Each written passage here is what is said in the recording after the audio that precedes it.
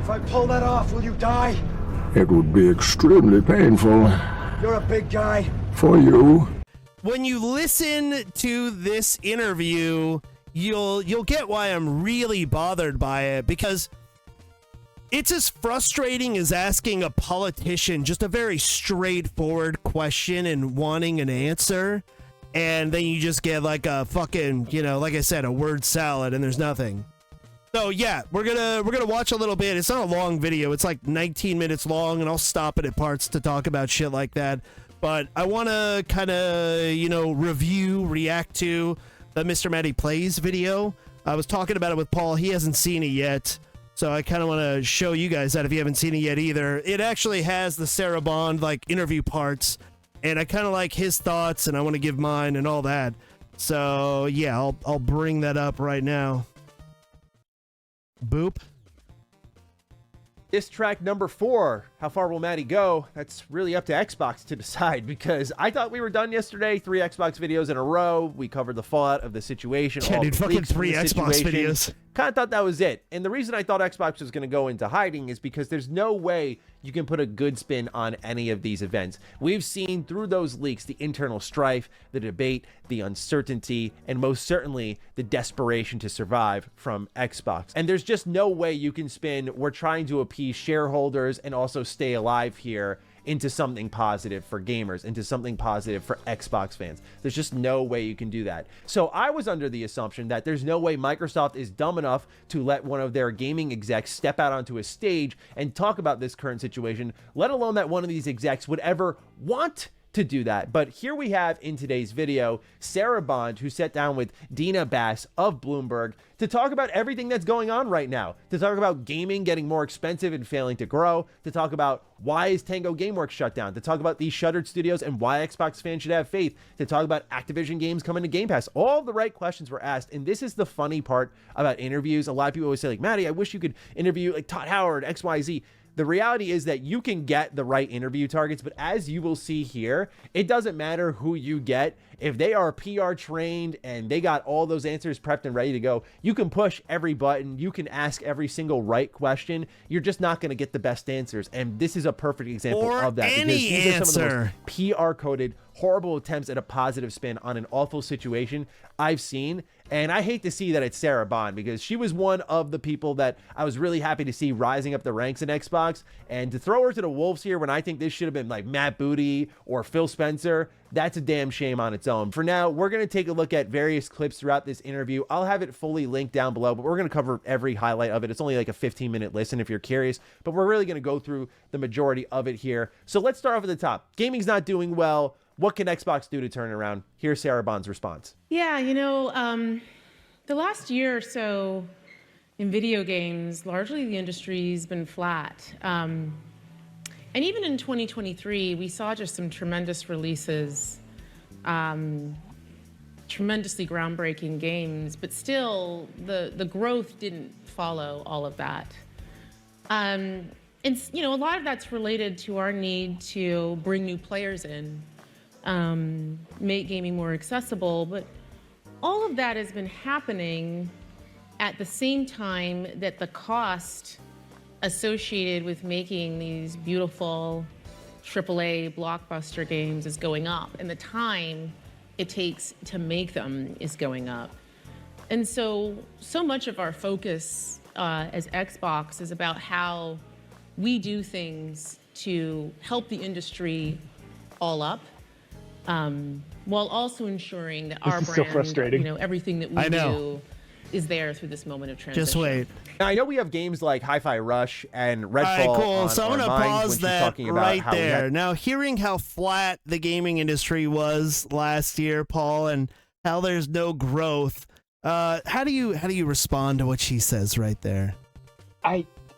Actually, go ahead and formulate your thoughts real quick first, and let me catch up on chat here. So with dishes, Microsoft's sort of in a hole they try and dig themselves out of. I think the whole Xbox division existed in a way where Microsoft could handle the losses write-offs. Yes, that is kind of true, because even when Xbox originally launched, the very first console, they were running in the red for I think the first like 2 years and didn't turn a profit until Xbox Live came out. So that's very much a thing. They spent $70 billion buying Bethesda, now Activision Blizzard. Yeah, that's not something Microsoft could just write off. Shit actually needs to be profitable now. But that's the thing is, so while Paul's kind of like, you know, collecting his thoughts on what Sarah Bond just said there, I will say that shit is profitable. They say how, you know, there are still profits being made by Microsoft, but they're very cryptic about it, and they're worried about player growth, but I'm not. They need to like stop that mentality. It's the same thing in like retail, where like year over year you've got to have constant growth. That's the downside of capitalism. That is exactly what I was going to say. Where like they just and obviously like player growth. Like if you can continue selling consoles every year, get more and more and more and more and more people in your ecosystem or on your team or whatever. Like cool, great. That's good. Yeah. But, like, for that to be seemingly the only fucking thing they care about when, like, you've got, like, mobile play, you've got, like cloud play, I know at least for a while, you could stream Xbox Series S and or X games on the Xbox One. Like, they are going out of their way because it's just like stream play. It's not using any of the console's guts, so you can play something more powerful than the console is doing. Anyway, and then also, you know, throwing everything they release on PC. Like, how do you expect to sell consoles? And why is selling consoles so important to you when you constantly say how little you care about selling consoles? Well, and that's the thing, is selling consoles is not important to them, and we've talked about how, like, you know, they keep dropping. I think the last numbers that came out for Xbox, their hardware sales are down by like 30%. And they're already getting their ass beat by PlayStation being outsold 2-1. And Microsoft, Phil Spencer, Sarah Bond, Matt Booty, they've all talked about how we're not in the business of selling a plastic box. We want to get you in the ecosystem. Everything's all about the ecosystem and Game Pass, and that's what's important. Meanwhile, you got Nintendo making money hand over fist. You got PlayStation making money hand over fist, being very profitable, and they're selling plastic boxes to people as well as a bunch of good exclusive games. Because what Click said, the lack of exclusive games on Xbox while also pushing crossplay and, like you said, selling your games on the PC, like that's the reason you're not seeing growth. Having the ability to play games anywhere, that's not a good thing. I appreciate that Microsoft is thinking outside the box, but it's not working. Like that messaging being part of the ecosystem, it's not working. Technically, there's still 70 million in the red until whatever games are released start making the money. The worry is that they're going to fuck up their stock value because of quarterly reports. Oh, well, it's going to happen. Buying studios doesn't help that. Yeah, exactly, Click. Gaming doesn't grow forever. They choose to make these giant games with huge budgets. My favorite game in the last 5 years was Kenshi, made by one guy, and it looks terrible. Well, you're also, not everybody has a fucking collection of games like you do that you just got rid of, Ratbeard. So you're obviously a hardcore gamer. You got to think what the masses are, and the masses like their Call of Duty. You know, like it or not, mainstream people are playing Helldivers. Just stuff like that, you know? So it doesn't even have to be like big AAA, but even AA. If you look at something like Helldivers 2, Pal World, two of the biggest games this year, and it appeals to like a big mainstream audience. You know what I mean? Spending $70 billion now and only seeing a return a few years down the line is what's driving the decision making, in my opinion. They're trying to cushion the blow right now. Yeah, but then I ask you a question, Dishes. How do you make money back off of your Bethesda purchase if you put up Starfield available for free with the subscription of Game Pass? I mean, yeah, you get Game Pass subscribers, I guess? Maybe you don't. Yeah, it's just live service after live service. Nickel and I being the player with microtransactions. Not always, because I would say Helldivers 2 is a perfect example of a live service game done very well with very conscientious developers, not making microtransactions, you know, fucking oppressive or predatory to the consumer. I feel like all of Game Pass is just like an enormous live service game at this point, where they are trying to figure out how to make it profitable. Yeah. Wow, that's actually, I never really thought about that. Yeah, that's actually kind of true. So yeah, in terms of Sarah Bond saying it was a flat year and there wasn't a lot of growth, here's the thing, dude, that I'm taking the fucking single face cam. There doesn't need to be growth, okay? You have a bunch of customers already. You have a bunch of gamers. You just need to put out games for those people. You don't need more people playing games. You need gamers to buy more of your games. People will buy your fucking console and they will buy your games if you put out good stuff. So stop worrying about trying to increase this like pipe dream fucking number for growth and just focus on your audience. You have people that are loyal to your brand. There's so many people that love Xbox and love that ecosystem. Cater to those fucking people. Like, put out fucking games. Stop overthinking shit and trying to come up with the next, you know, thing that's gonna increase your growth, and just make fucking games. It's that simple. Like, so I was stuck on consoles as like looking at growth, right? But it is like, it's the ecosystem. As long as somebody jumping into Game Pass, they can play mobile, they can play on PC, whatever. So like the growth that you want to see would be caused by the games that you're not making, like, or at least not releasing. Right? So what are we doing? Well, and here's the thing too. Game Pass is called the what of video games? Come on, streaming service. Or it's the Netflix of video games. That's it. That's it. That's what I wanted. Netflix of video games. So Game Pass is the Netflix of video games. What happened when Netflix had to keep spending a bunch of money to get the rights to The Office and 30 Rock and all these other shows that weren't theirs? They weren't as profitable because they're spending a bunch of money just to license out shows from other people. Do you remember when there was a price increase like twice in 4 months? Yeah, and I also remember when Netflix put out House of Cards. That was something that was exclusive. It was theirs. I know the name Kevin Spacey is radioactive these days, but it was a good fucking show. That was the first show that was Netflix like exclusive that they made that really fucking hit, and people were signing up for Netflix because of House of Cards. And then you've got Stranger Things, which is huge. So they're making their own content. They're investing in themselves instead of just purchasing, you know, stuff from other fucking networks.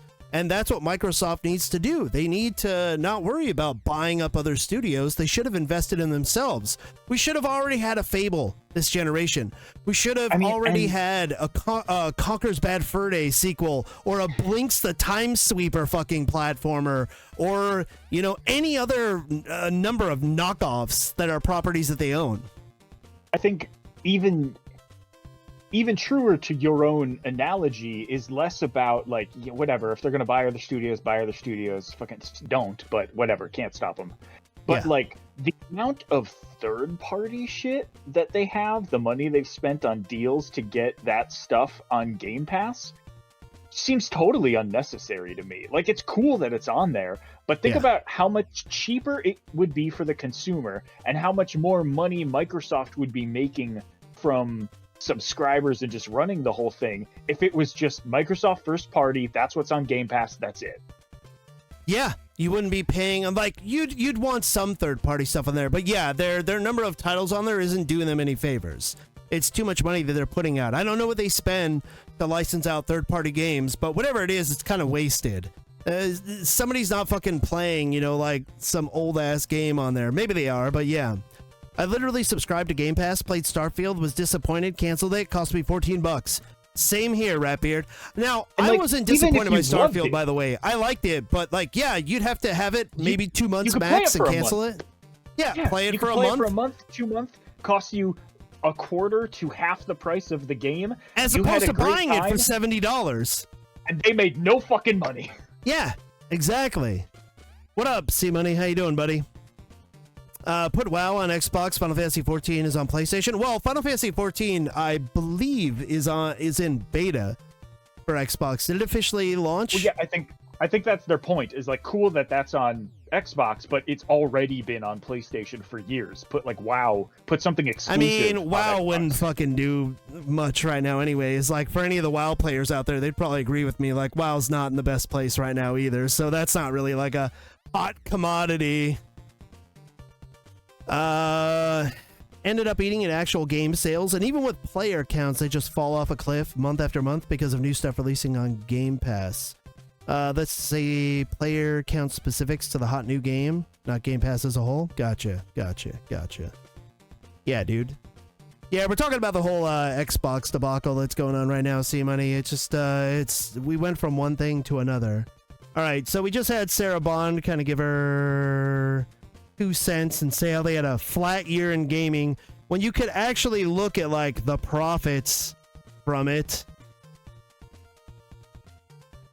Had these tremendous we'll releases, start that and up they didn't again. really move things forward. To me, this is an admission that Starfield also failed to move things forward. We already knew it failed to move Game Pass forward. Yeah, but the they kind of talked thing about that how even revenue Starfield was such a didn't huge move release, forward it did is, nothing again, to I think boost underlining numbers. how bad Game Pass is for the sales of their games, where I'm imagining with the amount of players and hype that Starfield had, could have moved the needle for them. But their own ecosystem, their own economy is hurting them deeply. She also gave us the same rigmarole that we've heard in 1,000,001 different interviews, which is gaming is this small. However, budgets are this big and timelines are getting this big and everything's growing except the base there.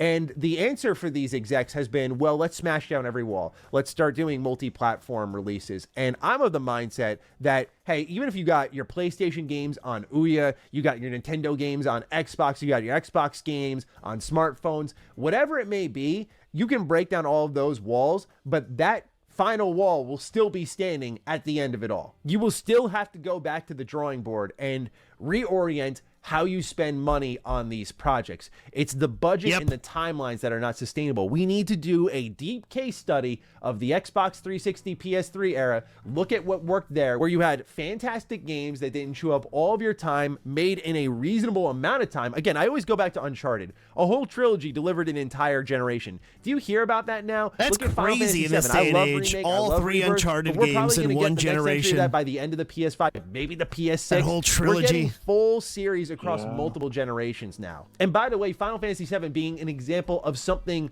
quick. We need to go back to the drawing board and make games smaller, make them tighter, because even if you grow gaming, you're going to scale the budget and the timelines to that audience and again hit that wall, and then there's going to be no room to grow. You have to reorient how a game is made. We're going to turn this. Yeah, that's fucking crazy, dude. I totally into agree this. with that. Oh, god damn it. Fucking commercials! Alright, anyways. Yeah. 1, 2, and Rogue Galaxy all in one generation, and those are all like, 60, 70, 80 hour RPGs. Yeah, So- but I do like understand his point. Like, what's frustrating to Well, I'm me just is in reference to like the Final Fantasy VII situation, where like we'll be lucky to get the 3rd Final Fantasy VII within this generation. yeah. But exactly. But it's not like these publishers aren't in charge of that. Like, Microsoft is going to be the ones that own Bethesda. They could fast track a Fallout game and it could be out in the next like 3 to 4 years realistically. They could just do like a smaller, not as crazy fucking AAA graphical fidelity having game and just make a good fucking RPG. Like, it doesn't have to look like Spider-Man 2 or something like that. You do the Miles Morales of that. Yeah, you know, just a the smaller, lost bite-sized legacy game. of that thing. Yeah, I don't know. Yeah, exactly. They barely marketed Hellblade 2. I forgot it was even coming out next week until today. Well, we'll talk about that more too, Ratbeard. But I think that Ninja Theory is they're probably not going to be around much longer after Hellblade 2 comes out, especially hearing the reports of why they shut down Tango and Arcane Austin specifically. Paul and I were talking about that. It's basically because they were done with their games. So before they start ramping up again and increasing the staff, they were just like, well, we'll just get rid of them. So, which is fucking crazy. Yeah. That I don't understand it, man. I don't fucking understand it. Like, for it to have nothing to do with the fact that one game was, you know, loved by fans and critics and won awards at the end of the year, and one game was hated by everybody, like, those two factors aren't factors. Yeah, it doesn't matter if the game was terrible or the game was great. It's you were done with it. You weren't working on anything like with an imminent release, so get out of here. Yeah. So, like, what hope does any other studio under them have right now? And to touch on your point, Click, of Netflix being back at licensing others' IP, so everything's a cycle, it is until they run everybody else out. So Netflix is one of the only profitable streaming services right now. I think it was them, and I want to say Max, but I could be wrong. So I think Netflix and Warner Brothers were the only ones that were like doing okay. Disney Plus is fucking losing money hand over fist. So is like Peacock's not making enough money. Everybody else is doing pretty fucking terrible. And Netflix, if they continue to be the only ones that are more profitable and they're making more money, they're still putting out their own original stuff. They've got big stuff coming out with the Stranger Things final season. You got the final season of Cobra Kai. So not only are they going to take that extra profit and reinvest it into themselves to make their own stuff, but now they've got extra money to play around with. So then they can relicense The Office. And, you know, Peacock's going to be fucking hurting, so they're going to be like, yeah, we'll take some money. You can have The Office again. And then what point is there to have Peacock at that point? They're going to go even further down the hole, but they're just trying to struggle to survive. So I think eventually, yeah, Netflix is probably going to be one of the only streaming services left. And hey, more power to them. They were one of the first to be out there, like, whatever. And Netflix is also like the most expensive like single subscription, like month to month thing, isn't it? I don't know pretty about sure they're that. like Actually, damn near Disney $20. might be. It depends on what tier you take and stuff like that, but I think Disney Plus might be. I have ad-free Disney Plus bundled with Hulu and like fucking ESPN, which I don't even use, and I think all of those together are, I'm probably wrong, but like a little over 20. It might be like 22 or something. I think Netflix is like 20 by itself. No, I pay $15 a month for Netflix because I just have like the one or two TVs at a time, standard, like the HD.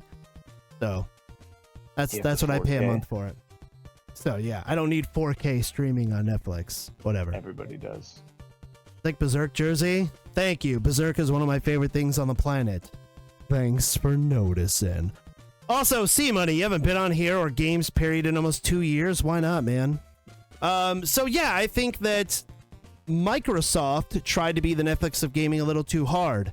And unlike Netflix, who was very profitable in the long run, I think the gamble is not working out for Xbox.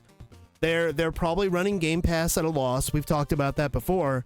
And doing that could have ran everybody out of business, honestly. If you have all the other game companies selling their games at $60-$70 a pop, and you've got, you know, access to all these games having Game Pass, it makes sense. I mean, they always call Game Pass the best value in video games, and it is a great value for the gamer. I argue that it's not because you don't actually own your games. But as far as somebody having access to a bunch of fucking games, it's the same exact thing as Netflix. So that makes sense. But the problem is you can only operate at a loss for so long till it becomes unsustainable. And eventually, what would have happened, Paul, if Game Pass was even more successful to the point where everybody shifted to Xbox and they stopped buying PlayStation and Nintendo?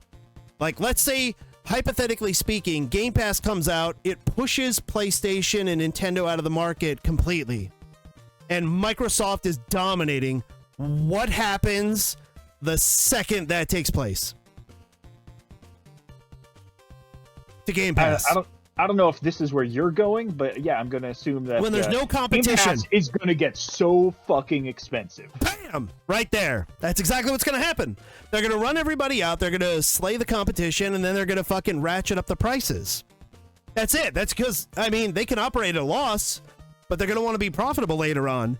And I don't care if you're the hardest of the hardcore fucking Xbox fanboy out there. There's no way you could, in your heart of hearts, believe that Game Pass is going to stay the price it is now. Like, if it was so successful that it pushed Sony and Nintendo out of the market, they would have doubled, fucking tripled the price of it. Because at that point, you're invested. It's too late.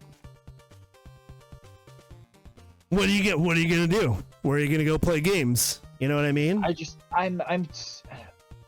Like, granted, it'll never actually happen, but if they achieved the goal and all Xbox players subscribe to Game Pass, like they think that, and like maybe I'm wrong, I don't know businesses, but like they think that would be enough money, like enough income to sustain everything, like knowing that factually any and every game they release, because they'll be on Game Pass, 0 copies sold. Yeah. Because at that point, you know, they would have to increase the price enough where everybody paying per month, it wouldn't matter what the fuck they give you. As long as you get yourself a couple of first-party bangers a year and all the other third-party games day one, yeah. Legal issues just back home now? Well, that's good to know, C-Money. Hopefully we'll see you in chat more often, buddy. Hopefully everything's okay now, bud. Hi-Fi Rush was one of the best games I played last year. I don't get some games on Game Pass. Microsoft makes games too hard to mod. I always say Sega's coming back someday and I'm on board. Nah, Sega ain't ever coming back. That was a pipe beam for me, Ratbeard, but that's another conversation we could have later on. I had a weird pipe dream where like Nintendo and Sega would be the dominant forces again. And it would be like the 16-bit wars all over again. But yeah, that's probably not happening. There's way more of a likelihood of Xbox becoming the next Sega and just going fucking third party. All right, so let me bring this back up again. I want to throw this out there. Go ahead. Regarding Game Pass, I wasn't sure all of the options. Yeah. There's for like console exclusive, there's the core. It's $10 a month. And you get the online multiplayer, and then you get a catalog of over 25 high-quality games. Ooh. So that is like strictly some of the first-party stuff. Okay. And then for PC, there is $9.99 a month, and you get the EA Play membership. That seems to basically just be like the general Game Pass, but you can only use it on PC. And then there's the Ultimate, which gives you PC or console, and you get access to all the bullshit, and that is $16.99 a month. So yeah, and I'm sure that we will talk about this sooner than later, but yeah, by the end of the year, the Ultimate's going to be at least $25 a month. If they put Call of Duty on there, yeah. But we'll talk about that in a little bit. All right, cool. Yeah. So let me bring this back up again here. Down the stretch, when we have instead of 25 million console users, we have instead hundreds of millions of users who could potentially buy our games because our platform is available on every device imaginable. I just don't think it's going to pan out the way they are thinking it's going to, and I think it'll lead to a crash of some kind. Especially if you take a look at Hi-Fi Rush, a success now deemed failure. This is a game that hit about 3 million players through Game Pass. Let's say that they were floating around the 25 million. I think it was like 3 to 4 million players for Hi-Fi Rush. That new milestone mark of 33 million. Ladies and gentlemen, not even a quarter of the Game Pass base was interested in this super surprising, high-quality gem. That's not a dig on the game, but the reality is that ratio is not going to shift just because you get more people involved. If anything, more games are just going to float down to the bottom, as far as I'm concerned. Anyway, I don't want to spin my wheels on this too much because the real fascinating answers are coming up right now. So, how should Xbox gamers interpret these closures is what Dina asked Sarah. Here we go. You know, I'll go back to what I was saying about the industry. And when we looked at those fundamental trends, we feel a deep responsibility to ensure that the games we make, the devices we build, the services that we offer are there through moments, even when the industry isn't growing and when you're through a time of transition. And the news we announced earlier this week is an outcome of that. And our commitment to make sure that the business is healthy for the long term. But that said, our commitment to having our own studios and working with partners to have games large and small. You know, we're a platform where you can play GTA, but you can also play Power World, where you can play Call of Duty, and you can also play Pentiment. That doesn't change. And frankly, our commitment to Bethesda and the role that it plays is part of Xbox and everything we do. It's actually been pretty fantastic. I don't know if you've gotten a chance to check it out. The Fallout TV show was on Amazon, and it's been great to see people fall in love with that universe, but also what it's done for the games themselves and people going back and exploring everything that's inside of that. There's some other great things that are coming. All right, full fucking stop, dude. All right.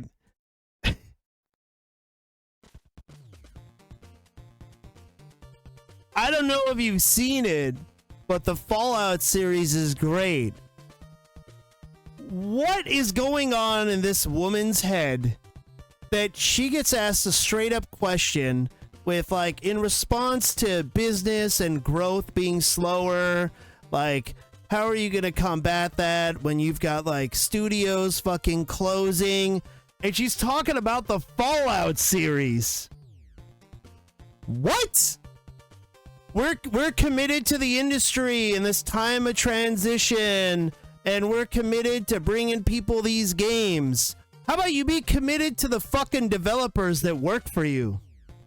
I mean, also, granted, nobody liked Redfall, but, like, that was supposed to get a patch this month that enabled online play, or offline. Enabled offline play. Yeah. It was also supposed to get 2 additional characters added later this year. All of that just immediately thrown away. So when Microsoft eventually decides, well, not enough people are playing this anymore, let's pull the plug on this, the game just doesn't exist anymore. You can't play it without being connected to the servers. And the people who already paid for, you know, probably the 6 of them, right, that already paid for the additional characters coming to the game, they are going to get some kind of make good because they're never getting that content. They'll get a credit. They'll get like a free month of Game Pass or something. Well, we're going to continue supporting everything. Yeah. I hope Ultimate doesn't go up past 20 if they should introduce a yearly rate. I don't think that's going to happen, Devil. It'll probably be at least $20, and I don't think they'll do a yearly option. And I wish we'd get a Dreamcast too, by the way, Ratbeard.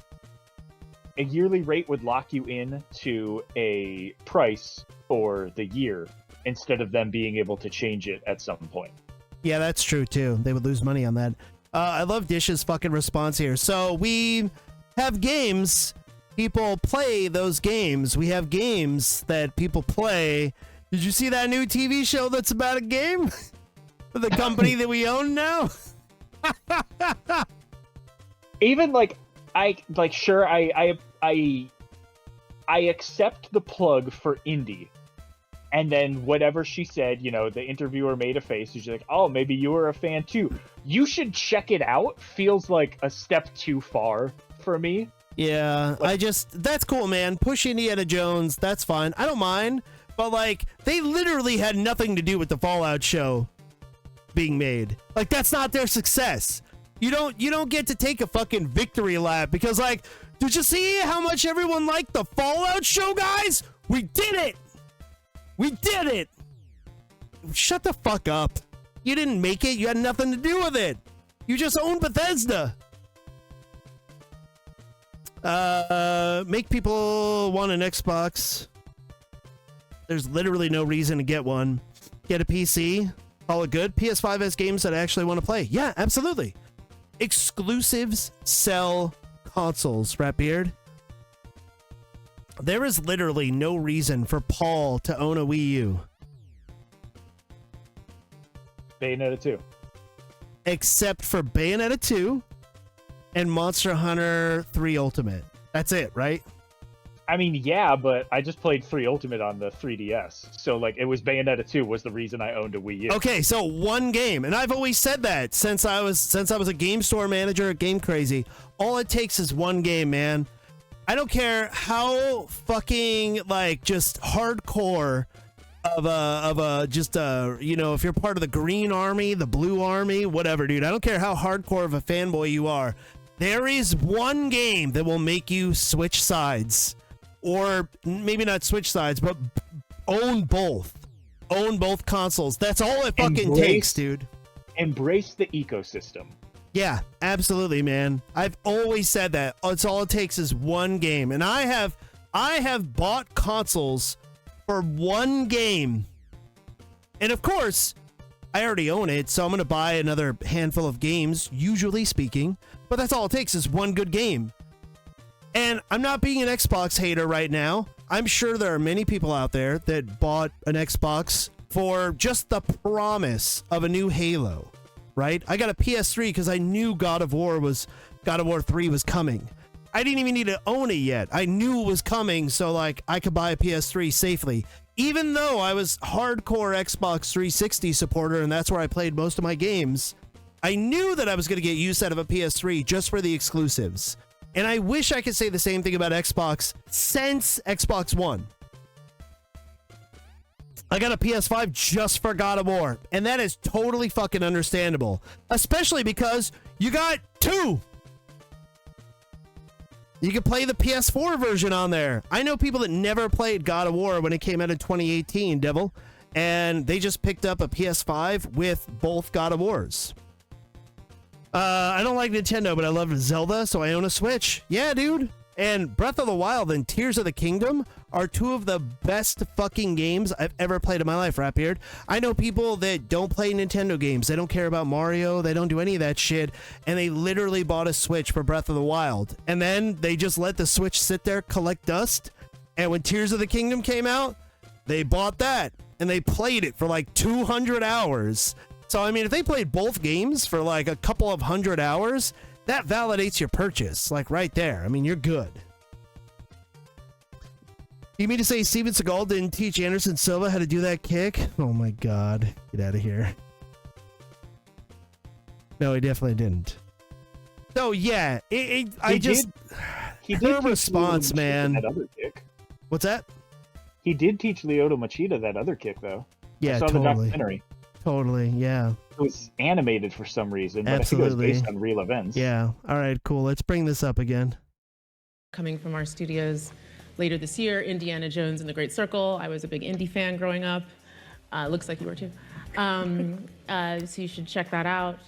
But really right now for us and our teams, our focus is on the people impacted and doing everything that we can do to help them through this hard transition. I don't know if my media literacy is outright garbage here. I listened back to this section 4 times just to be like, am I understanding what she's saying is right? So, hey, these are these closures that are happening. What should Xbox fans feel right now? And Sarah proceeds to say that, well, we have a deep responsibility to ensure that games and services and hardware remain through this time of transition and growth. And so we shut down these studios, which to me says, hey, we're trying to save money to make these things continue to work. But wouldn't you want to reorient and change how the economy of your ecosystem works? Wouldn't that be priority number 1? Or is that too catastrophic for you to do? And know what she left out there. It's their responsibility to make sure games, services, and devices are always available. What about the creators? This is what I'm talking about. They can say all day on camera the care there is for developers, but I'm not seeing it. Especially when afterwards you try to take this falsified victory lap on things like the Fallout TV show. Yes. You weren't involved in that. It's the same thing Xbox did with Modern Warfare 3's release. It came out and they're like, yeah, it's doing great for us. For us, bro, they just joined the team. You weren't there for the whole entire. Oh, dude, that's so perfect. For us, yeah, bro, you just joined the team. Yeah. Microsoft has they're doing a college group fucking project, and they have like the smartest kid in the class join their group last second, and does all the work, and they try and take all the fucking credit. Like, we did it. Look at that. We got an A. We did such a great job, guys. No, it was this guy. Like, you didn't do shit, man. Like, what the fuck, man? I totally agree with that shit. Yeah, they're trying to get their flowers for the Fallout TV show when you didn't have anything to do with that, and they totally did. Like, I know on paper that Microsoft owns Activision now. I get that, but like, it's not like they were involved with the creation of the game. Even this year's Call of Duty is still like was made. What, like maybe a year of its development was under Microsoft? It still had, because this is like the longest. Maybe this is the longest gestating Call of Duty in a while. I think they had like 3 or 4 years to do this one. Maybe a year of that was under Microsoft. So none of that shit matters either. It's going to be like the one after this that is like, this is what Microsoft can do. Yeah, absolutely. Even Starfield. I don't think, like, Starfield was made by Bethesda. There is no significant change in the... Other than no PS5 version. Well, yeah. But, I mean, there's no significant change in the feel of Starfield being a Bethesda game. It's not like, ooh, man, this is different, because I could tell Microsoft that Xbox was, like, making sure that this was really taken to the next level, that it was very much taken care of, that, Phil Spencer was in there walking through everything with Todd Howard to make sure that everything is done, as good as it can be done. That was the whole presentation, like that whole time. We'll say the last year, maybe year and a half of Starfield development was basically just working out bugs and like trying to implement various bits of feedback. Which is believable. So the whole like actual development of Starfield, all of it was treated as like Microsoft and Bethesda. Only like after or right before Starfield came out was it like Microsoft and Bethesda is part of us. Yeah, I would agree with that. Starfield development time, quick. It says 8 years. So that's what they say online there, Parka. 8 years. So yeah, I mean, the Bethesda thing, it hasn't been that long where I feel like Microsoft had a significant impact on the development of Starfield. I mean, they can take credit for it because they own them and everything like that, but yeah, I don't think they were working hand in hand with them. Fallout in space! Yeah, exactly, Devil. And I'm not shitting on Starfield, by the way. I'm actually somewhat of a Starfield defender. Like, I can understand why somebody sees it and goes, meh. My thing about it is, if you like Fallout, if you like Elder Scrolls, and you like sci-fi shit, you'll like Starfield. It was a good game. It's fine. Like, it's full of bugs. It has its issues, just like every Bethesda game that has ever come out under the sun in that style of game. But I thought it was fun. It's a good one, but it's too short. I mean, I think I put like 40 hours into the game, and I barely progressed the main story, Devil, so it's kind of on you, the player, you know what I mean? People say Dragon's Dogma 2 is short, because you could plow through the game in about like 25 hours or so. Paul, how many hours do you have in Dragon's Dogma 2? I am over 100, and I am less than halfway through the story. I am at 63 hours played in Dragon's Dogma 2. So, I mean, it's kind of on you, the player, right? It's a big open world game. I'm taking my time with it, going around exploring, all that. And, like, no spoilers for anybody who cares, but the way they do, like, New Game Plus, I mean, you may not care at all, and cool. But, like, if you're into what they do and, like, the explanation for it and shit, like, New Game Plus can be more interesting, more intriguing, and draw you in more than like the entire first playthrough of what Starfield is. So the best Fallout wasn't even made by Bethesda. Obsidian made New Vegas, the most goated of all Fallout games. I have a hot take, Ratbeard. I think that New Vegas is overrated. So I like New Vegas, it's cool and all, but I think people just kind of, they build it up a little too much. Now, I'm not saying it's not a good game, and I understand why a lot of people say it's their favorite Fallout game. My favorite is still 3. just because that was like my Grand Theft Auto 3 for Fallout. That was my like big fucking mainstream, you know? Must have lost your goddamn mind.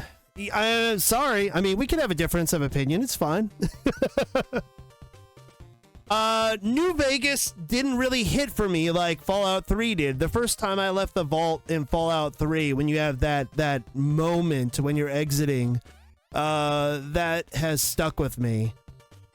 Just getting shot by someone in New Vegas, and it's like, well, you gotta find who shot you. That wasn't as epic of an introduction to the world for me. Sorry, I had to step outside for a bit. I forgot about the whole solar flare thing, pushing the northern lights far enough south for me to see him. Posted pics on the Discord. Oh, nice. Cool, man. I'll have to check that out. Supposedly, we might be able to see him here in Arizona, I guess. It's fucking Magneto, man. That's a X-Men spoiler. So, yeah. All right, let's kick this back on again here. Yeah, I think her trying to take credit, though, for the Fallout TV show, I think was fucking hilarious. It was Fallout 4 for me. So I only played Fallout 4 for a few hours. I'd like to revisit it, Devil. I actually downloaded all the DLC for it, and I do want to check that out. Long exposure pictures, baby!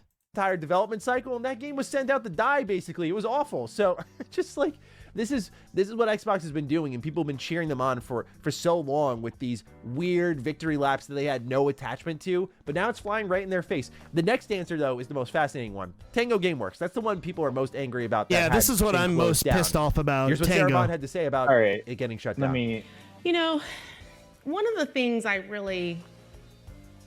What's up, Paul? All right, stop. Just that. You're cool. Just that opening response is... Well, I'm at just 9:33 yet, so I'm not. She just started talking. Yeah, that's it. She's like, you know, and like crosses her fucking legs. And Oh, okay, I got you. You're going with like the body language here. Take shit seriously. Yeah, I got you. Took fucking hundreds of jobs.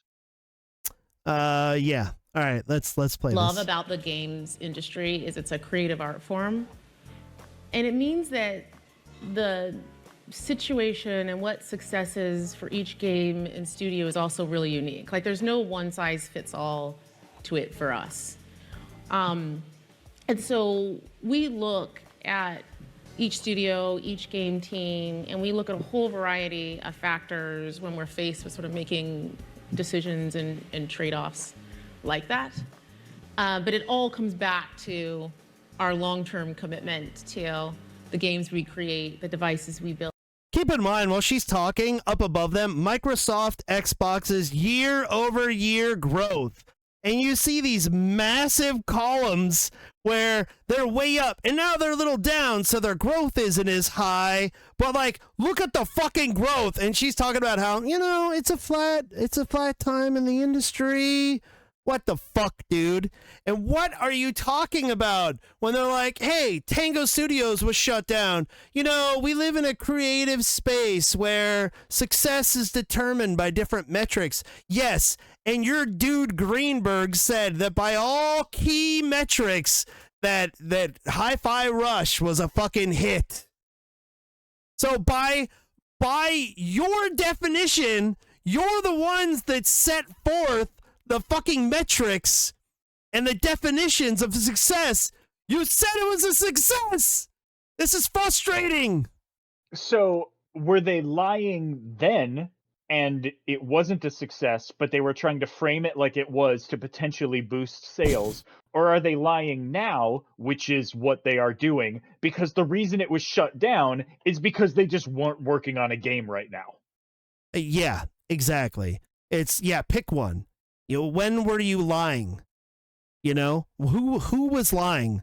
When were you fucking lying? Let me continue this. But yeah, this whole like nothing, this whole fucking word salad. I'm gonna rewind it back to 9:30, just when she's asked about Tango, because I need to process this again. One of the things I really love about the games industry is it's a creative art form, and it means that the situation and what success is for each game and studio is also really unique. Like, there's no one size fits all. You know what? Fuck that right there. I'm going to pause right there. Paul, what determines success in the video games industry? It's sales. That's it. How much money you make. That's the only thing you can't argue with. Everything else is subjective. That's why I tell Final everyone. Fantasy VII is the best Final Fantasy. Holy shit, it's almost like you knew what I was going to say. We're right there. That's what I was going to say. I could ask Chad right now, hey, Chad, what's the greatest Final Fantasy game of all time? And you guys might say 6, which is the correct answer. But that's the answer that's in my heart. The answer that's in my head is the one that fucking makes the most money. Thank you, Ratbeard. You're correct, but you're also wrong. Just like me, we're on the same page, buddy. X2? Not at all. Not even close. The best Final Fantasy, objectively, that can't be argued, is 7. Because 7 has made more money than any of the other Final Fantasy games. We're talking the games, the original, the remakes, fucking merchandise, people buying Cloud cosplays, fucking soundtracks, Sephiroth body pillows to sleep with, a Masamune vibrator to go with your Sephiroth body pillow, Advent Children getting re-released in fucking theaters, movies, mobile games, Crisis Core, Yeah. Zack Squat programs that they sell on VHS.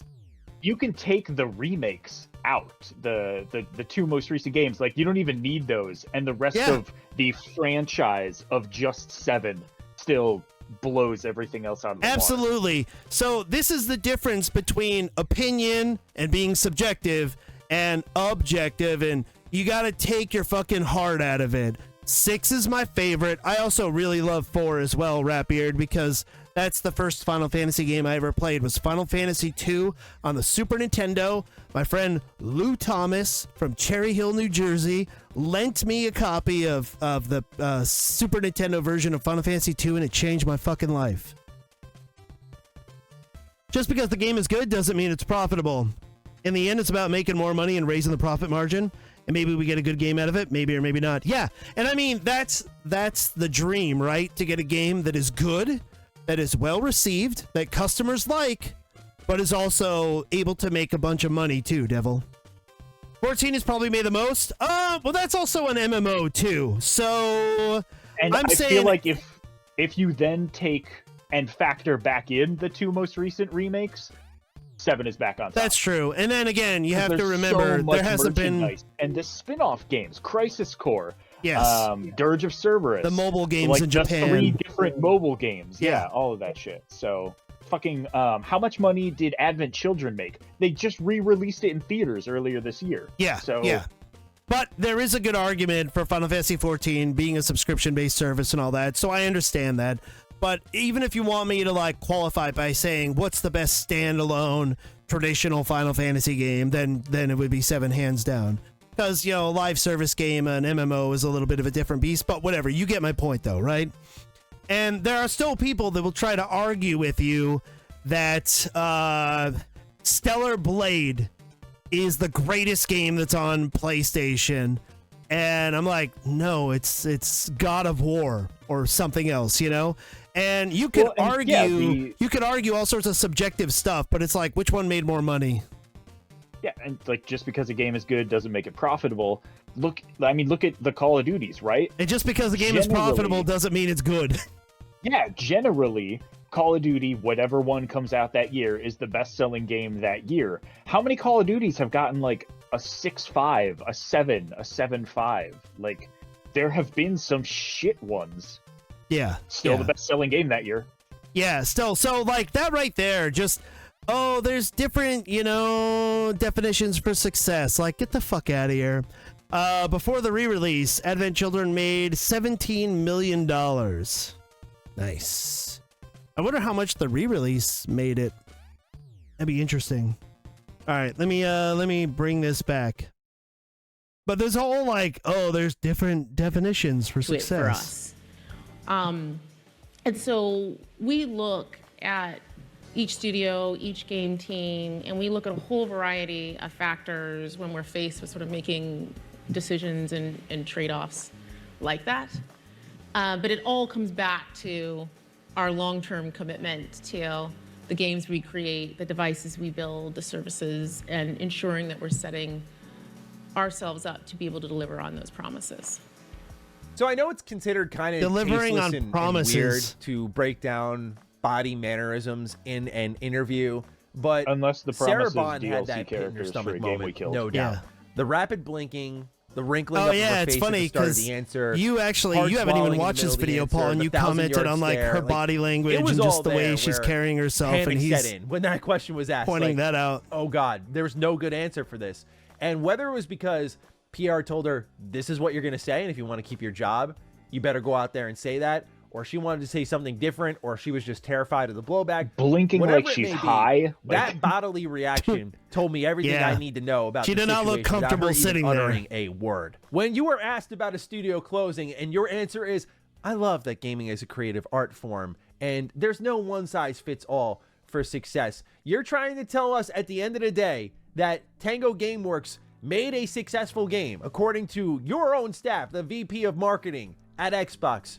It was a success in all areas. And you're telling me there's different measurements of success, so that even a success, which Dina mentioned, like, hey, it won awards, it had great engagement in Game Pass, there was everything there to suggest it was a positive. Why did this studio still get shut down? And you're like, well, there's all different measures of success, and even a success means that it's not a success. What? It makes no sense. This is what I'm saying. Like, you could not get on camera and try to make any sense of this at all. It goes back to delivering on long-term promises. One of your long-term promises was to ensure that these smaller teams could trust an Xbox to make the small games that they wanted to make, and it would feed Game Pass. But now all of a sudden you bring in Activision, which completely destabilized your entire business, and you didn't even run the numbers on that clearly, because it has wrecked studios in the meantime and has put others like Obsidian, Compulsion, etc.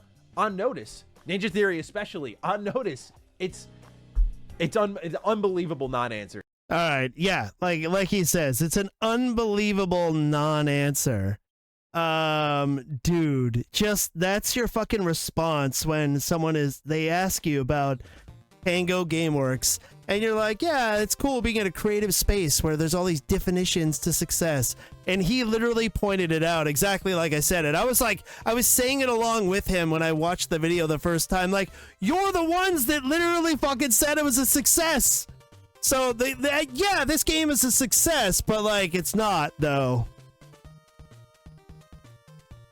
What? It's so weird, dude.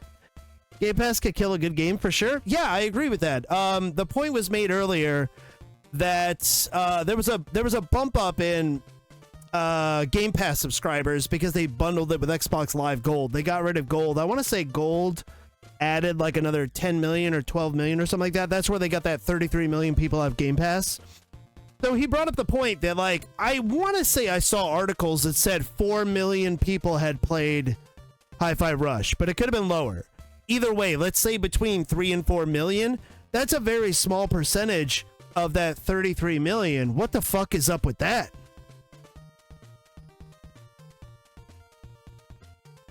I don't know, like, you get this game for free and people are hyping it up. That seems like a small number. You know what I mean? Like, 4 million people playing a game is crazy, but, like, I don't know, if you've got 33 million people with Game Pass, I figured more people would have played Hi-Fi Rush. I would have just rather had Hi-Fi Rush put out as a release at 30 bucks. Just sell it.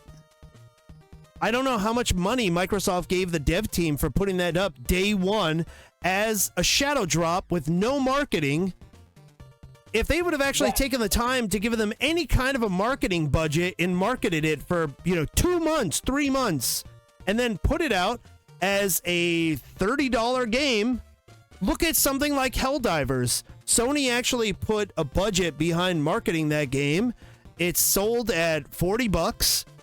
And it blew the fuck up. Now, I'm not saying Hi-Fi Rush is the equivalent to Helldivers, but Hi-Fi Rush is, by all accounts, a AA game. A smaller game made by a smaller team, and it would have been sold at a cheaper price. So, I would have rather than have maybe 4 million people out of 33 million play the game on Game Pass, I would have rather sold 2 million copies. Does that make sense? I mean, yeah. It's just going through chat. Yeah. Dead Island 2 didn't shadow drop. Dead Island 2 had like at least a year-long campaign following the initial years ago campaign. Oh yeah, no. Dead Island 2 has been profitable, by the way, Devil. They just recommitted to adding more DLC. Dead Island 2 has actually been quite successful. Remember, that's also on PlayStation, and there are double the amount of PlayStations out there as Xboxes. Tango posted a Twitter 7 months after release that they had just hit 3 million players. I just mean on Game Pass? Oh, I mean, it would have helped them out if they would have sold more copies, but Dead Island 2 wasn't shadow dropped. Like, it may have just been thrown on Game Pass, but that's a game that was a known quantity. It was marketed. By shadow drop, it means no one knew it was coming. Like, Hi-Fi Rush was like, available today, and that's it. Yeah. There was no marketing. No one knew that they were working on that. I don't even remember seeing a trailer for the game or anything. It just fucking dropped, right? I think there was a trailer at a conference, and it was out that day. Yeah. So yeah, it was crazy. Whereas Dead Island 2, we saw a trailer like a year before the game came out. You know what I mean? FromSoft, one of the best word of mouth devs, but they have to put out nonstop bangers. Even that used to be true, Ratbeard. It's not anymore. From Software is your favorite indie local band who now gets played on the radio all the fucking time. To the point where you don't even wear your band shirt anymore that you fucking got when they played a high school gym in your town, because everybody buys their fucking shirt at Hot Topic, and you're sick of seeing it now. That's what fucking From Software is now. Like, it was the darling of Jeff Keighley's Summer Game Fest. Like, he ran that Elden Ring trailer like 8 fucking times.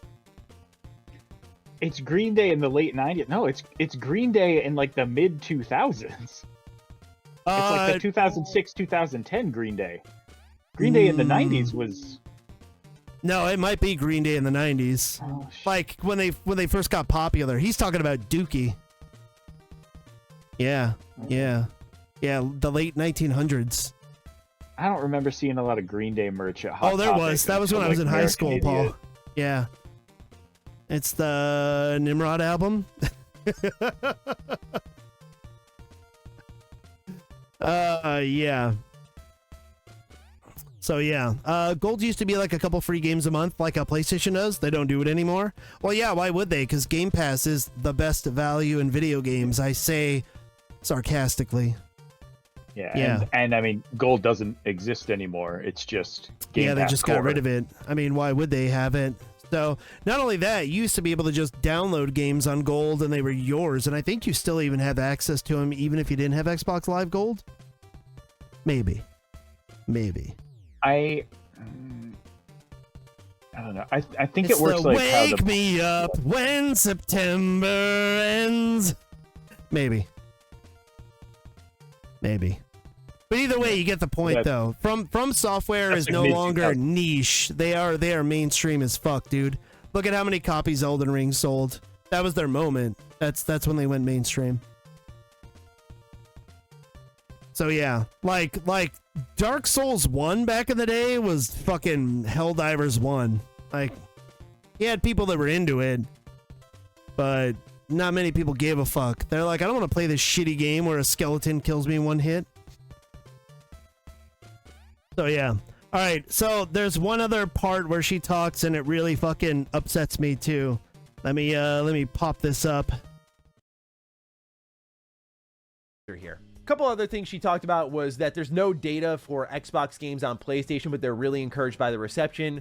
This is run-of-the-mill for Xbox, and it was something that we talked a lot about over on Last Stand. Probably every Xbox game is coming to PlayStation. When it comes to sales figures, it's always like percentages. We never really know Hellblade how it does. 2 definitely coming to PlayStation. That's the only way they're going to sell any copies. Check this out. Just like real. Goddamn, man. Trust that it might be doing well because they're trying to feed all the information through their execs. that worked for a long while. Even at times they fooled me, I'm not gonna lie. But now those times are over, and so I'm curious if there's any adjustments there, but I doubt there ever will be. So we have no idea how Xbox games are doing on PlayStation, other than Satya Nadella saying, hey, there's 7 Xbox games in the top 25 on PlayStation this month. But that doesn't necessarily mean they're selling like hotcakes. That's just the assumption. Sarah also they're talked a bit selling extra about copies that they game necessarily preservation and wouldn't taking have, things forward, so presumably for the next generation, almost like smart delivery, I would think. But this was when she was asked about concern for Xbox, and she claims that it's the entire industry and not just them. This is a really easy answer to spin off because so many fanboys on Twitter have really been saying this about all their companies. When PlayStation went through a bunch of layoffs at Bungie, there was that same sort of level of defense. When Xbox did all those layoffs, this was the same level of defense. It's the entire industry, and yeah, it's awful, but it also requires accountability and answers, because the reasoning we've originally been told is pretty much, hey, we overhired during COVID and we didn't anticipate it falling off, which is the most mind-boggling thing ever, that we all thought we'd be inside forever, so we hired according to that with remote work. Anyway, we learned about an Xbox mobile store, so let's hear Sarah talk about that very fun thing. Here we go. So in July, we are going to be launching our mobile store experience. We're going to start actually by bringing our own first-party portfolio to that. So you're going to see games like Candy Crush show up in that experience, games like Minecraft. And then we're going to extend that capability to partners so that they can also take advantage of it and have a true cross-platform gaming-centric mobile experience. We're going to start on the web. And we're doing that because that really allows us to have it be an experience that's accessible across all devices, all countries, no matter what, independent of the policies of, closed ecosystem stores. And then we're going to extend from there. So I'm excited about it just because it's something that we've wanted to do for a long time. We've heard gamers talking about it for a long time, and we're now at the point where we can take those steps. You know what's so funny about this? They're launching it in July, right? And they talked about like Candy Crush, Call of Duty Mobile, Minecraft. It's all going to be here. Man, they just shut down a mobile studio that could have been putting games right in this storefront. Like, I don't understand how you launch a mobile store and shut down one of the few mobile game developers you own. I get Candy Crush makes big bucks. I get Call of Duty Mobile makes big bucks. Minecraft makes big bucks. But you're telling me that Alpha Dog just wasn't making anything, or you couldn't throw an IP their way? Like, you had a mobile game studio for your new mobile storefront and you shut them down. It's just like baffling logic. She mentions this is across all devices, all countries, no matter what, and independent of policies of the closed ecosystem stores, and that they want to extend this to partners in the future as well, extending it beyond.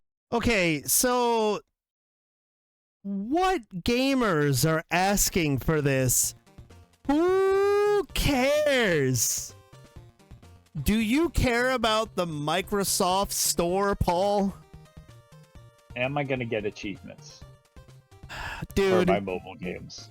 The bariatric surgeon we were working for did the same exact thing. He overhired during COVID, and now he can't keep 2/3 of his staff.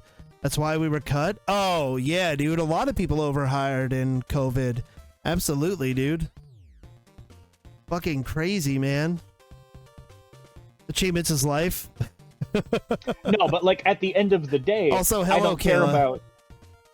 I don't care about achievements on mobile because I don't want to spend time playing games on mobile. So here's my thing, though, is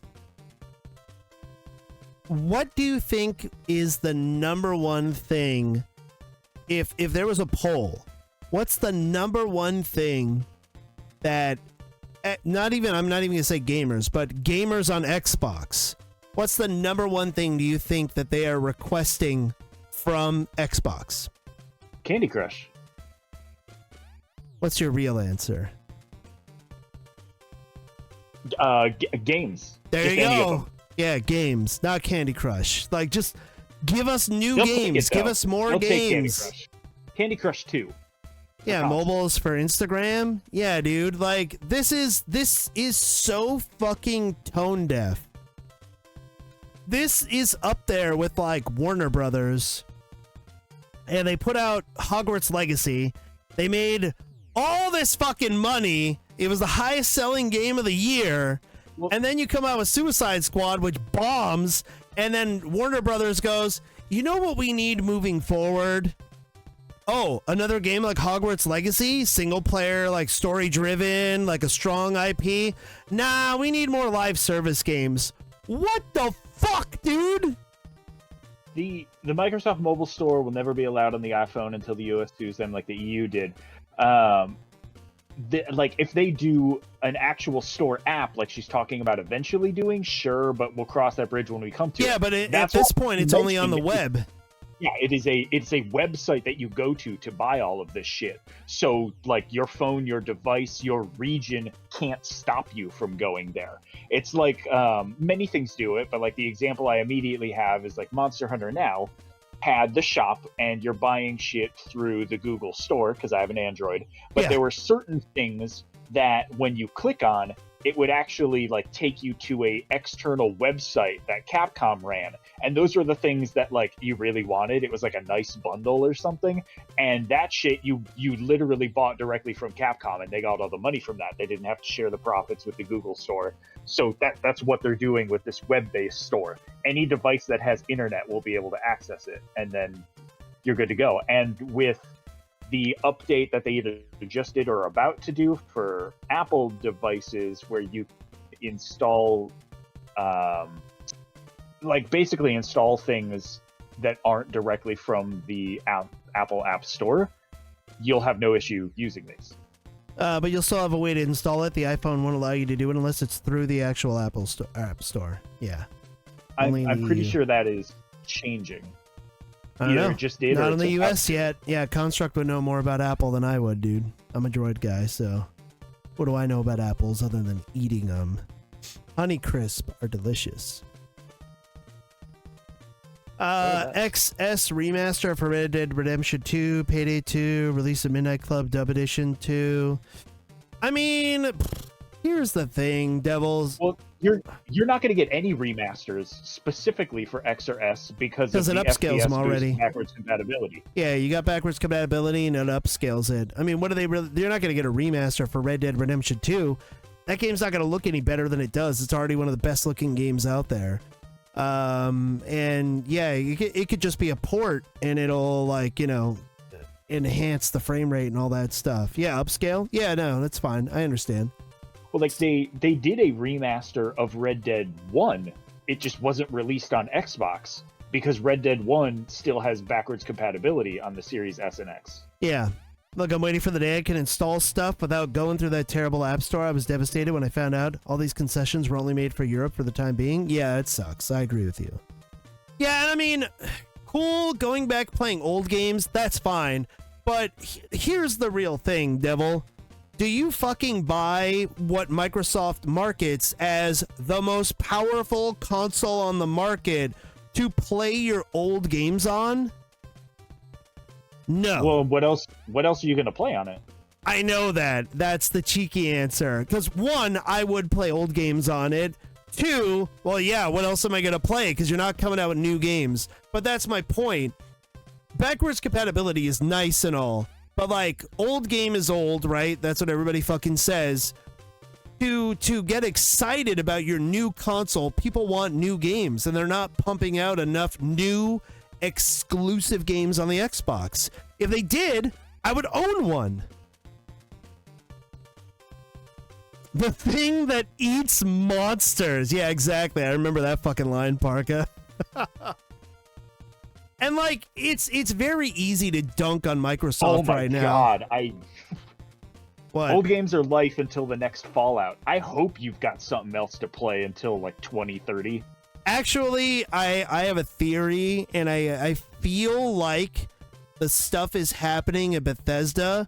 Part of the reason because the teams were done working on their games and they're trying to trim the fat, but I also think they're going to absorb a lot of those people, and I think they're going to try to put together a new team for Todd to knock out a Fallout fast track style. I think we're going to see a Fallout game sooner rather than later. And honestly, whatever the fuck Obsidian's working on, pull them off that and throw them on Fallout, especially with all the love that New Vegas is getting in the media. Aren't they working on Outer Worlds 2 or whatever? Fuck which it. basically Fuck is a it. Fallout game anyway. Are you gonna come out with Outer Worlds 2 or a new Fallout right now? If you own Bethesda. Well, I mean, if Outer Worlds 2 is like a year or less away, we're doing that first. If you just got a bunch of new because people, Fallout is years and years away. okay, but it's your sandbox. You could do whatever you want. You have the option to close these other teams down and have them work hand in hand with Obsidian, and you could crank out a new Fallout in the next 2 years. Would you do that over Outer Worlds 2? No, because as the publisher, as the Then platform, you hate money. shut up. The guys with no games need to release games. Let Obsidian continue working on the game that's almost done and have somebody else do a Fallout. What if the game's not almost done? Okay, what if Well, no, but like it is. Like we're here. If you want me to talk like, all right, so today we're going to start working on a project and it's either going to be a new Fallout or Outer Worlds 2. Sure, yeah, fuck it. Fallout, because more money there. But Outer Worlds is much closer to being done than the game they haven't started yet. it's a new 6 o'clock? Oh, not even close, Construct. Okay, but what if you could pull some members from Obsidian without significantly delaying Outer Worlds 2, and you could have them work with other people that were on the Bethesda teams that you literally closed down other sections so you could recruit them, so you're not taking away much from Obsidian, but you're taking away some key members, so you've still got the Obsidian feel, so it's not going to feel too much different from like a New Vegas in terms of like storyline, player choices, all that stuff.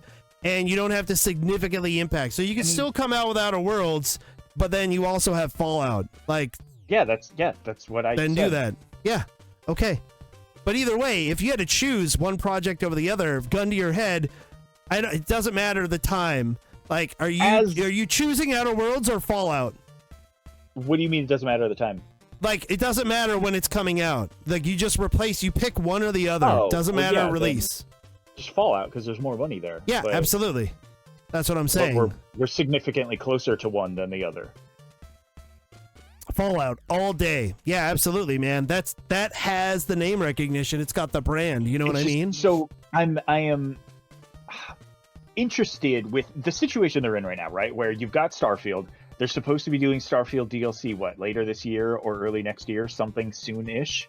And then the next game is going to be Elder Scrolls 6. And that is, we're looking at, maybe 2028 to 2030 for that game. And then the next after that is going to be Fallout. I misspoke earlier when I was chastising chat. The next Fallout, like legit Fallout 5, is probably 2035. Nope, maybe not happening. They're coming out with a Fallout farther game. They're Fallout coming out with a 5. Fallout before Fallout 2028. 5 is what I said. Fallout 5 is going to be Okay. 2035.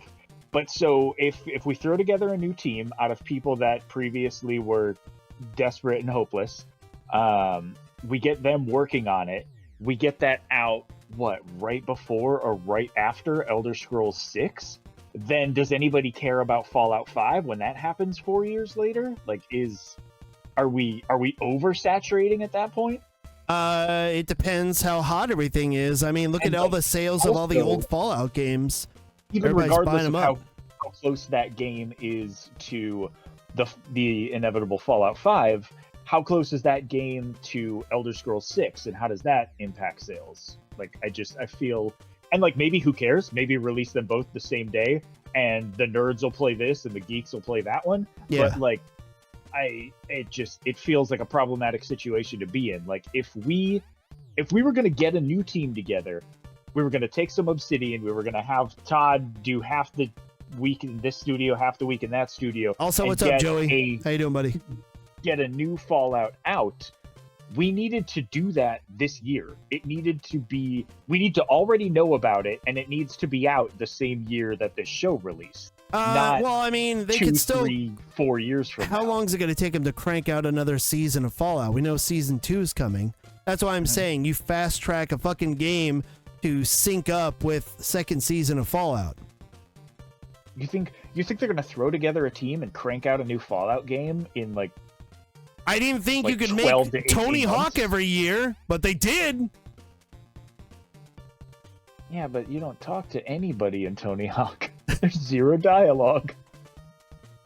I'm just saying, man. Like, they made all the Grand Theft Auto games within a year of each other. I'm not even saying it has to be a game that looks as... The game could probably have worse graphics than Fallout 4. I mean, are people playing Fallout games for, like, the highest in graphical fidelity? All of Bethesda games are pretty fucking jank. Animations are pretty fucking bad. Even Starfield, for being a tentpole game that's a game of a generation, looks pretty fucking ugly. And again, I liked Starfield. I'm just being real, dude. Probably 2 years till the next season of Fallout. That's what I'm saying. That's why I'm saying you could fast track a game, and even if it looks like Fallout New Vegas, like, it's gonna look better than Fallout New Vegas, but like I believe that that's possible. A new game, like a remake of Fallout 1 or 2, or just a new game in that style would fly? No, actually, I think a better idea, take Fallout 1 and then remake it in the style of Fallout 3 with the VAT system and shit. That would actually be a pretty easy project for them to do. You know, relatively speaking, right? Mm-hmm. That would be pretty cool. Do a Fallout 1 remake. Ain't nobody got time for top-down fucking turn-based isometric shit, except for Dishes. He'll like it, I mean, but... Remember, what was that game last year? Baldur's Gate. Baldur's Gate 3? Yeah. Yeah, like and granted, the expectation of like a one-to-one Fallout version of Baldur's Gate is crazy and it would take forever, but like a game like that, would the Fallout fandom like that, or would that be more for like the Baldur's Gate fandom? Oh no, like especially OG Fallout people would like that. The newer crowd, it just depends. Like, I didn't play Fallout 1 and 2 when they came out. I played them after I played 3. It's definitely a different style of game. So it's like comparing Final Fantasy 16 to like Final Fantasy Tactics. It's just two vastly different games. So some people will be like, hey, I like Fallout. I like the show. I played Fallout 4. I played Fallout 76. I like those. I'll go back and play Fallout 1 and 2. I bought them on Steam, whatever. And they may like that. But then other people may go back and be like, what the fuck is this shit? I don't like this. That would take longer than just creating a new Fallout completely from scratch. Why do you say that, Construct? I don't think so. I think that you're not completing a new Fallout from scratch, first off. You're going to use an engine that is either the same or somewhat comparable to like the Gamebryo shit that they had back in Fallout 3 in New Vegas. And you're just going would you not just use the Starfield engine? I don't know if I would or not, man. It might be harder to deal with. If it's easier to develop with, sure, yeah, I guess. But I'm saying I don't even want graphics as good as Starfield. You could have it. You could look at all the people that are going back and playing fucking Fallout New Vegas. You could literally have the game look like New Vegas, but it would look a little bit better. You know what I mean? Just because it's running on better hardware. You could literally have a game that looks like New Vegas or Fallout 3 with like an HD texture pack on it and shit like that. And I firmly believe in my heart of hearts, you could put that game out for like 40, 50 bucks and people would eat that shit up. As long as the story's good, the choices that you make in it have weight, all that stuff. Surely they have something partially made. It was going to be a DLC or expansion. Honestly, maybe. Fast track the game to release with the show, just like E.T. Yeah, just like the E.T. movie. It'll turn out great. They should just be putting in work to Fallout 76 and make it a decade-long game like Rockstar did with GTA 5. I don't think GTA 5 was a decade-long game. Like, yeah, they added stuff here and there. GTA Online was a close to a decade-long experience, but I mean, GTA but how often were they? They weren't adding stuff constantly, though. I mean, I feel like there was at least one major thing a year. Which, just because like, I played Street Fighter 4 for 10 years doesn't make it a 10-year game. That's all I'm saying. When was the last big update for it, though? It was. I don't fucking know. Wasn't there something after the Dr. Dre shit? And that was only a couple years ago. I feel like there's been at least one big thing every year for like the 8 or 10 years or whatever. But I mean, one thing a year? How long does that last in GTA? Also, Well, and GT is weird because people are just fucking playing it regardless. Like Yeah, the exactly. Wild with People that, people are but- making their own fun in GTA doing role Yeah, play and mods shit. and So role that's play a and all that. that's a whole separate fucking thing. Fundamentally, what Fallout 76 is a crazy idea anyway, right? Because you're taking this single player immersive experience that people love, and like you took, and I know we've come a long way since then, but you took like all of that out and made it this multiplayer empty thing. Yeah. What's up, And Spank? How you doing, bud? I know that it has improved so much since then, and there's NPCs and missions and blah blah blah blah blah. But like there is still a large portion of like Fallout fans that are just never going to give 76 the time of day. So I think continued support for that only matters so much. Like there's a reason more people are going back to the older Fallout 4 or Fallout New Vegas than going back to 76. Because Yeah, it's just easier to play a more they want the traditional single player game. want. Yeah. 76 is that. Fallout London mod is coming out. Bethesda has nothing to do with it. I mean, Microsoft could throw money at them, whoever's making the Fallout London mod, or a mod like it, Ratbeard. And they could do something like that, where they could come out with a Fallout London. Is that still happening? Because I heard that the update that they just did for Fallout 4, like botched mods and that like work for the Fallout London mod was completely abandoned. And like I hope that that's wrong, but that was what I heard when that update came out like a week or two ago.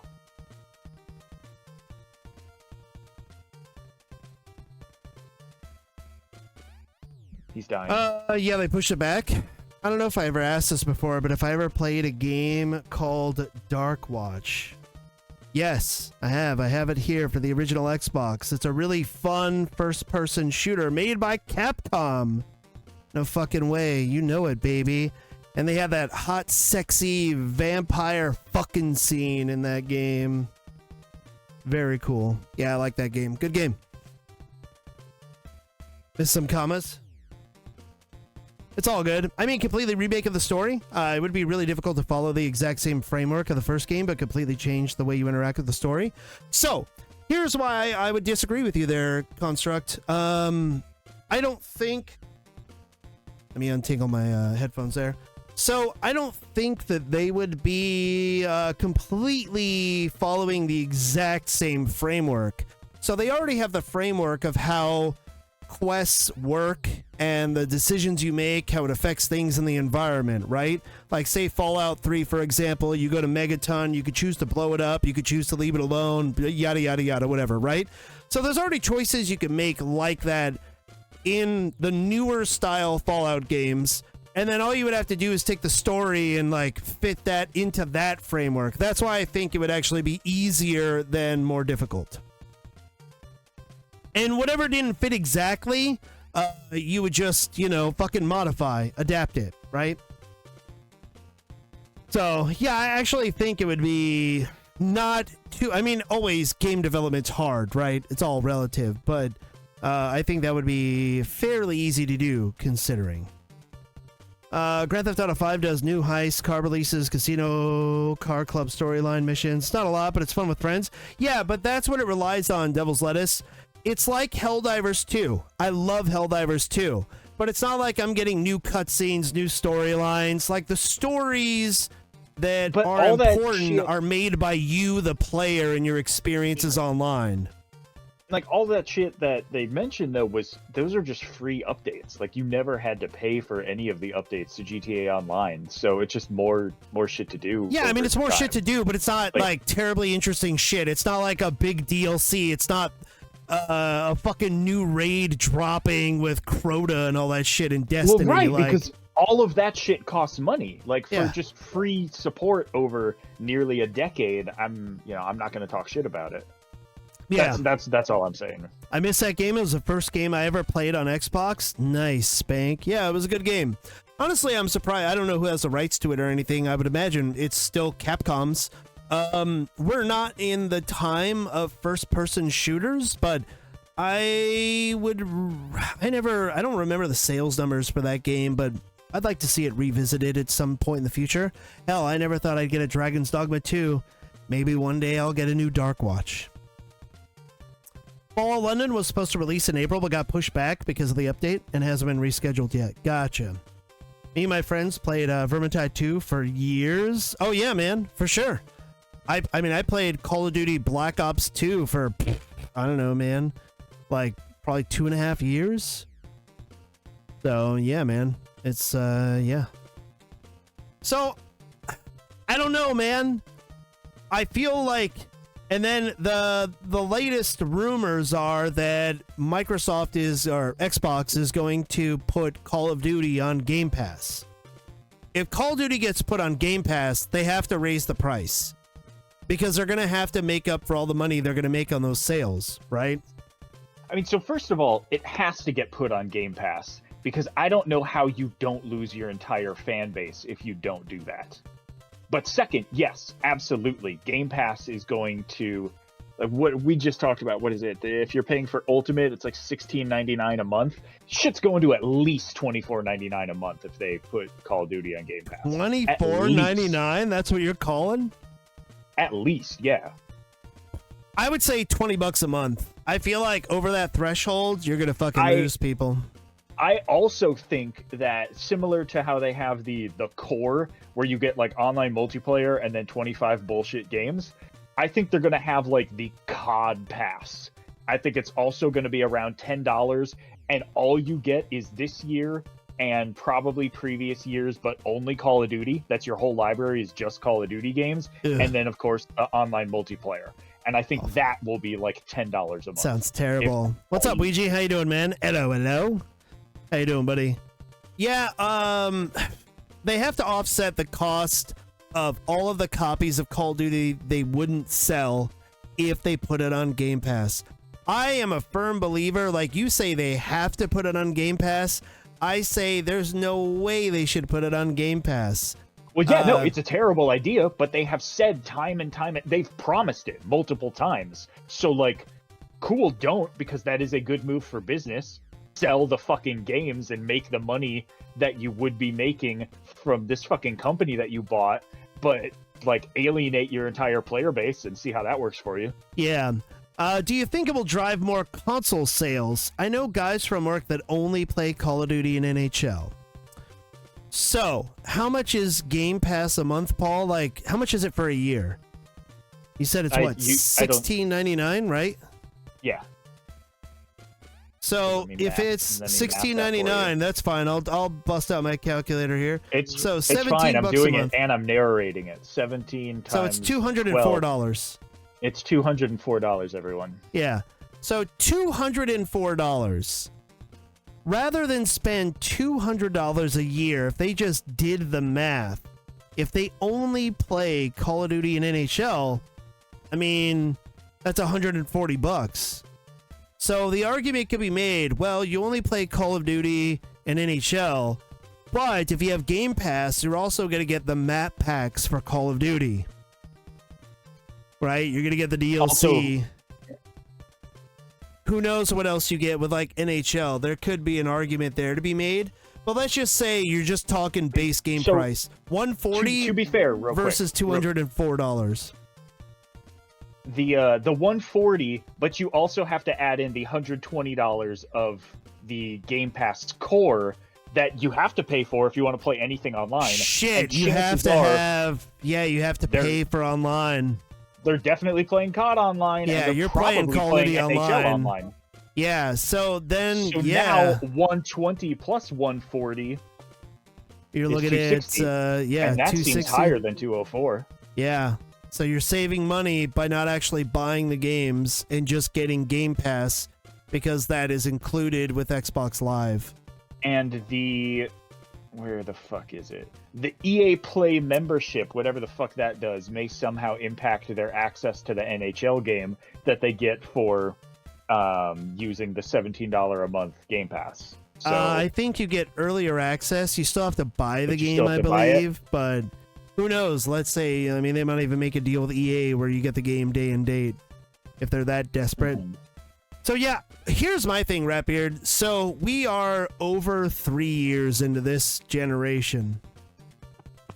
If somebody doesn't have a console by now, I feel like they're in the minority. they probably weren't going to get one. For a while there, it was really tough to get consoles based on the chip shortages and just low stock and all that.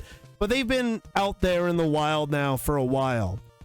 So if somebody's looking at buying a console and they only play Call of Duty and NHL, maybe they would still get Xbox just to sign up for Game Pass, and technically would save them money.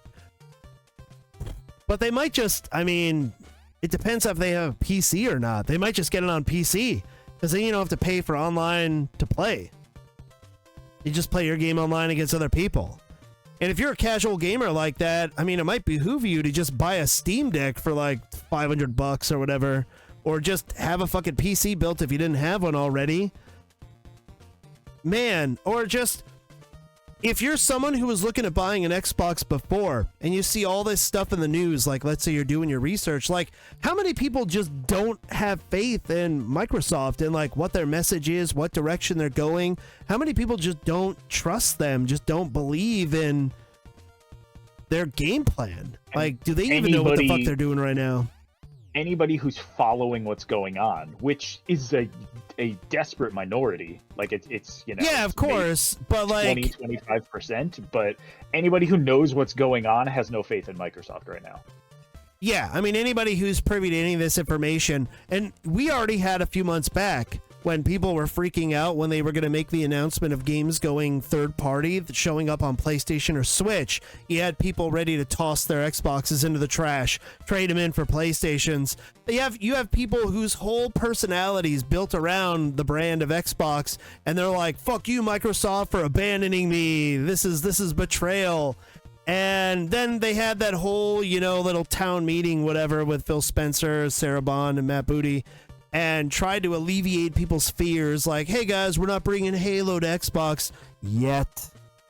I still think that whole rumor of the Gears of War collection is coming to PlayStation. Fucking Hellblade 2 is definitely coming to PlayStation 5. 1000%, dude. And it'll sell more than 0 copies. Yeah, absolutely. Yeah, I just don't see what is it, like a 6 to 8 hour game selling very much on Game Pass. If they put Call of Duty on Game Pass, it will kill the community. As someone who is an active player, when they do free play days for COD, you get thrown into matches with too many trolls and sandbaggers. But that's the thing, though, Devil. Like, they want that mainstream. So if anything, you should be excited about that. I loved when it was Call of Duty, like, newbie season.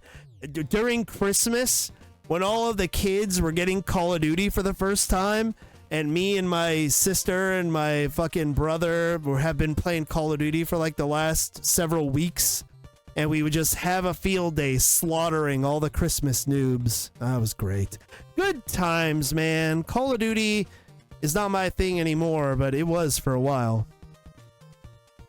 I think someone nuked Phil Spencer's Camp in 76 because of that. I mean, I think you just get it back anyways, so who cares, Weege? But it's about sending a message, I guess. But yeah, they should. Never like Game Pass, rather just own it. I agree with you, man. I would rather just own my fucking games, dude. If Game Pass fails, I'll ask you this, Paul. Do you see Game Pass ever not being offered anymore?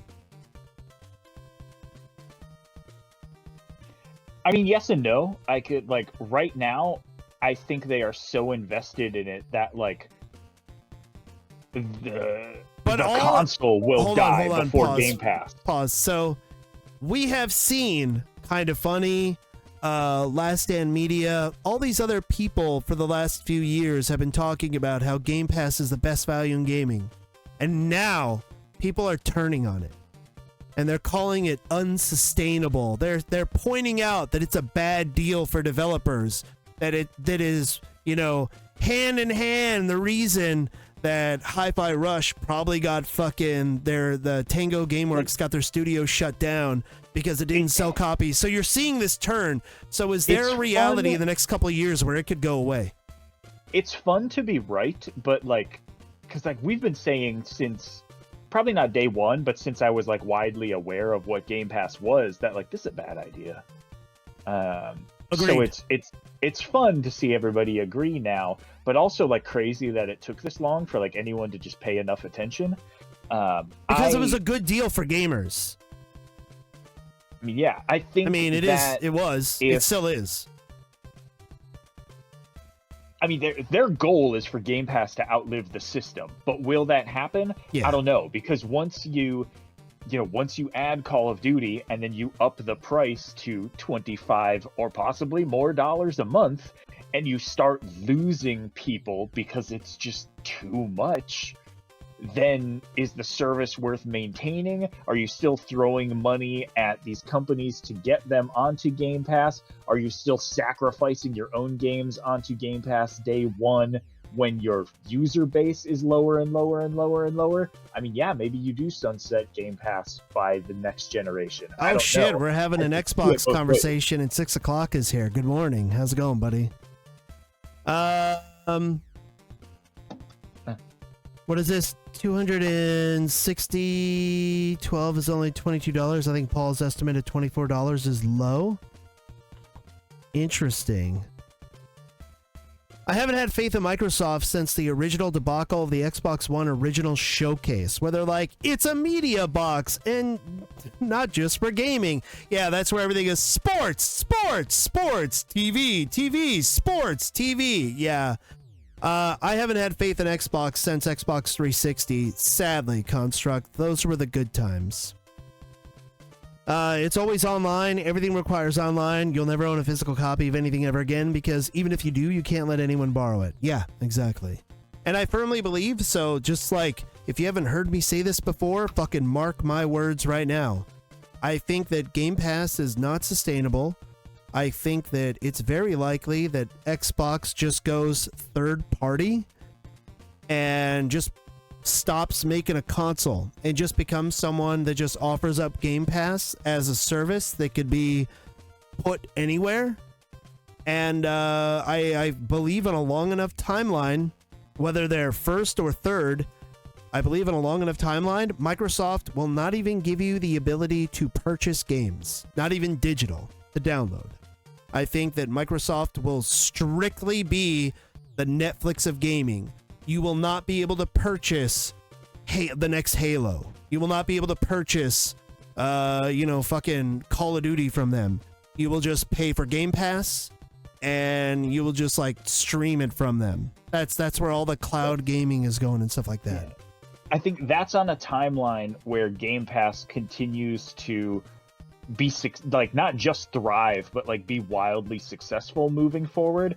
If they put Call of Duties on Game Pass and start charging $30 a month, whatever, some ridiculous price, and people are still doing it, people are still signing up, they maintain those like 30 million users, then yeah, for sure, we don't need consoles anymore. Just put everything digitally and you just stream it from Game Pass. I think right now, especially without the announcement, like let's say Call of Duty is not announced for Game Pass. If Call of Duty is not announced for Game Pass, I think you're going to see a mass exodus of users this year. I think people are leaving Game Pass already because they don't have faith. Yeah. I think you see an exodus of users even when they do announce it, because they will also announce the price hike with it. That's true. But I think, like you said, Call of Duty players are like, well, I already have an Xbox, I already have a computer, whatever. I like the Xbox controller better, whatever have you. Plus, because they'll probably end up getting the maps sooner because they own the company. Like, that makes sense. They'll probably be timed exclusives. I don't think they're going to, block Call of Duty from being on a PlayStation. That's not going to happen.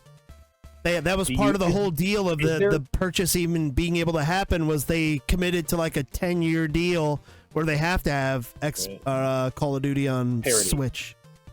What's that? And parity of, so like they can't get the maps earlier, at least for the next 10 years. That's true. Yeah, it's a good point. I totally forgot about that. Call of Duty has fallen off so much. I get to remember the good times. Yeah, I agree with that. Currently crossplay in like any of the Call of Duty games or Warzone or whatever. I don't know off the top of my head. I'm a bad video gamer. I guess actually that doesn't matter. Is that 'cause I was Resident gonna Evil say on the that, top? No, there's no Resident Evil. That's Kakarot, Wife Quest, Initial Drift, American Hero, and the Silent Hill, the Messenger, or the Message. Yeah, probably Little demo. Silent Hill then. So what's up with your boy Phil Spencer? 6 o'clock. You know I'm gonna come at you, and not in a mean way, dude. I'm genuinely worried about Xbox. That's why we're talking about this right now. It seems like Xbox is in fucking flames right now, buddy. Is Phil okay? Yeah, good guy Phil is looking like quite the fucking super villain right now.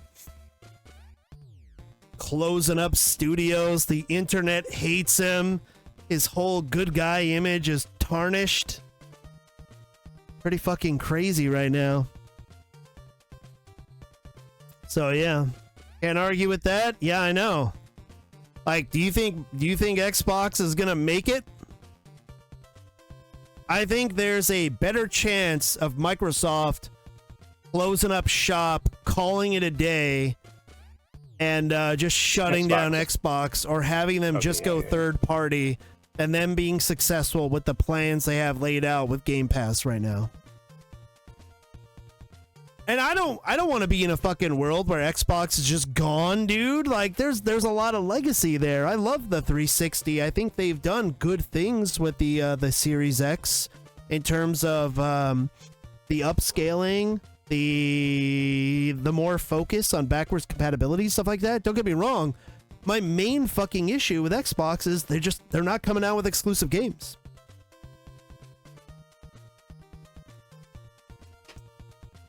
That's it. I still have my hopes up, but it's not looking good for Xbox. So as an Xbox fan, 6 o'clock, or anybody in chat, dude, fucking chime in. What can Xbox do right now to, like, repair their image, restore fucking customers' faith? What can they do to, like, try and fix this? How do you make it so Xbox is taken seriously in the gaming sphere?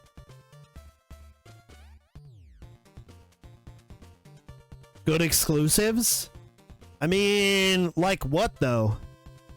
And also, same question to you, Paul. How do you fix this? Like, if you're put in fucking charge, Sarah Bond jumped ship. She's gone.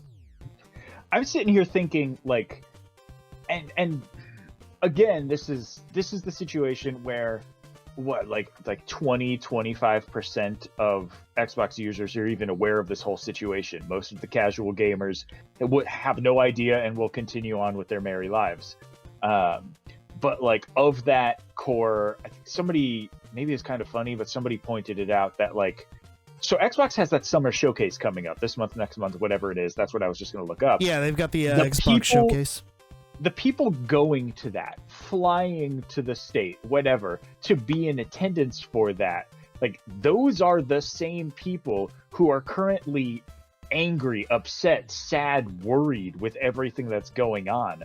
So, like, just this showcase, this conference coming up, how does that even go?